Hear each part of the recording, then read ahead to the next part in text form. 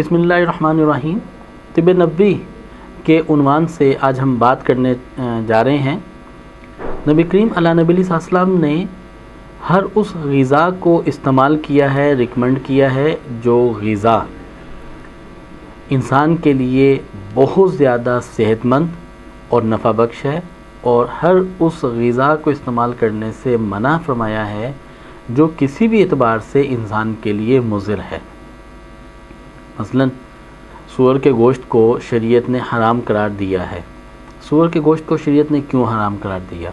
अगर हम इसकी तहकीक में जाएं तो साइंस ये बताती है कि सूअर के गोश्त के अंदर सबसे ज़्यादा और बहुत ज़्यादा जल्दी बैक्टीरियाज़ डेवलप हो जाते हैं और ये बहुत सारी बीमारियों का मजमुआ होता है। अब ये एक वो साइंसी पहलू है जिस वजह से सूअर के गोश्त का इस्तेमाल मना फरमा दिया गया। इसी तरह नबी करीम अला नबी सल्लल्लाहु ने अपनी ज़िंदगी के अंदर अजनास में जो चीज़ सबसे ज़्यादा इस्तेमाल की, जो चीज़ कसरत से इस्तेमाल की, वो है जौ, जिसे बारले कहा जाता है। अगर इसकी साइंसी तहकीकात के ऊपर इसका मुशाहिदा किया जाए, इसकी स्टडीज़ ली जाए, तो पता चलता है कि दुनिया में सबसे हेल्दी खुराक ये बारले है। बारले के अंदर अल्लाह रब्बुल इज़्ज़त ने जो कैल्शियम रखी है, ये दूध से 7 गुना ज़्यादा कैल्शियम इसके अंदर है, और ऑरेंज से 7 गुना ज़्यादा कैल्शियम दूध के अंदर मिलती है। ये सबसे अच्छा सोर्स है कैल्शियम का बॉडी के अंदर जो है वो मेंटेन करने के लिए। कैल्शियम आपकी हड्डियों के लिए, बालों के लिए, ग्रोथ के लिए, आपके थायराइड के लिए और दीगर बहुत से फंक्शंस और अफ़ाल को बेहतर बनाने के लिए नहायत ज़रूरी होती है।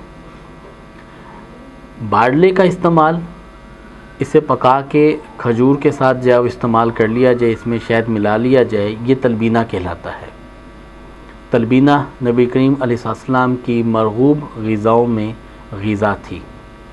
नबी अलैहिस्सलाम ने अपनी ज़िंदगी के अंदर तलबीना भरपूर इस्तेमाल किया। बुखारी के अंदर 61 मरतबा बारले का तज़किरा आया है और 58 अहादीस हैं। इसी तरह मुवत्ता इमाम मालिक के अंदर बारले का तज़किरा 54 टाइम्स आया है और 48 अहादीस हैं। दीगर अहादीस की कुतब के अंदर बारले का तज़किरा मुतअद्दिद बार हमें मिलता है।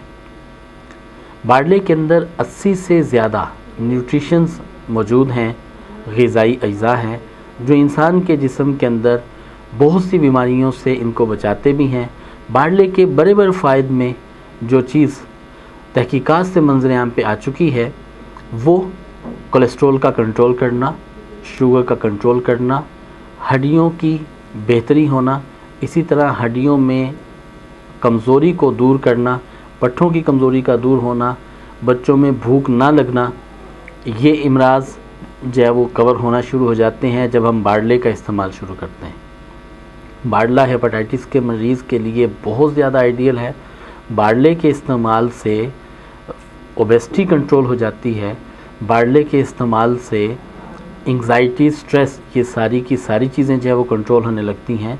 बारले का मोटापे के अंदर बेहतरीन इस्तेमाल है। अगर हम मोटापे में, कोलेस्ट्रॉल में और लीवर के डिसऑर्डर में बारले को इस्तेमाल करना चाहते हैं तो उसकी आसान तरकीब ये है कि 2 टेबलस्पून पर बारले ये 1 गिलास पानी में रात भर भिगो के रखे जाएं, सुबह उबाल लें और उबालने के बाद इसे निथार कर इसमें 1 टेबलस्पून शहद मिला के सुबह खाली पेट रोज़ाना पी लिया जाए। इससे जिगर के वारजात वो भी कंट्रोल होते हैं, मोटापा कंट्रोल होता है, कोलेस्ट्रॉल कंट्रोल होता है, ट्राइग्लिसराइड कंट्रोल होता है। बारले का जो अमूमी तरीका है तलबीना बनाने का, वो तलबीना बनाने का तरीका ये है कि आप बारले रात भर पानी में भिगो दें, सुबह उसे उसी में पका लें, उबाल लें और उसमें दूध और खजूर डाल के आप रोज़ाना दिन में 1 दफ़ा 1 प्याला ये बारले इस्तेमाल कर लें। आप रफ्ता रफ्ता किसी भी मर्ज़ के अंदर मुब्तला हों, उसमें दिफाई निज़ाम को बढ़ा देता है, क़ुव्वत मुदाफ़ियत को पैदा कर देता है और आपके मर्ज़ पे काबू जो है पा लेता है। इस तरह से इसको इस्तेमाल किया जा सकता है। बारले क्योंकि ये पकने में और तैयार होने में 1.5 से 2 घंटे ले लेता है, इस वजह से अमूमन लोग इससे अवॉइड करते हैं। इसके सलूशन के लिए हमारा तिब नबवी पे इदारा जो एक लंबे अरसे से इसके ऊपर तहकीकात का काम कर रहा है। एक फॉर्मुलेशन बार्ले की प्रीपेड की है जिससे इंस्टेंट तलबीना कहा जाता है। ये लाई का टी है, एक चाय का चम्मच इंस्टेंट तलबीना गर्म पानी में घोल के आप उसको पी लेते हैं और आपको ये वही अफादियत देता है जो कि तलबीना वाली अफादियत है। ये आप जो है वो इदारे से मंगवा सकते हैं, रब्ता करके इसको ले भी सकते हैं।